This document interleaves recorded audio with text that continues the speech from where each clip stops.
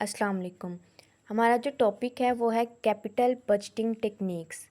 Capital budgeting techniques क्या होती हैं, इसका इंट्रोडक्शन पढ़ेंगे। इसमें है कि evaluating and selecting long term investments और projects helps in checking if a project is profitable और नॉट।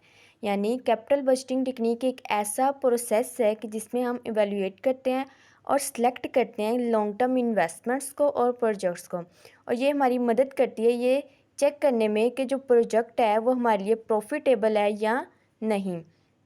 इसके लिए हम कुछ टेक्निक्स से यूज़ करते हैं, जिसमें हमारे पास आती है पीबीपी यानी pay back period, NPV net present value, IRR यानी internal rate of return, PI means profitability index.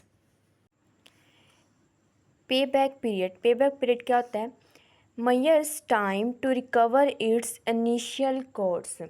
यानी पे बैक पीरियड वो वक्त है कि जिसमें जो प्रोजेक्ट होता है वो अपनी इब्तदाई इन्वेस्टमेंट को रिकवर कर लेता है। और इसकी एक्सेप्टेंस का क्राइटेरिया ये है कि accept if PBP less than या equal to company's maximum allowed time, यानी जो कंपनी ने हमें टाइम दिया उसके या तो इक्वल हो या उससे लेस देन होता है। हम पीबीपी जो होता है हमारे पास यानी पे बैक पीरियड है वो एक्सेप्टेबल होता है। इसके लिए हम फार्मूला यूज़ करते हैं PBP is equal to investment divided by cash flows.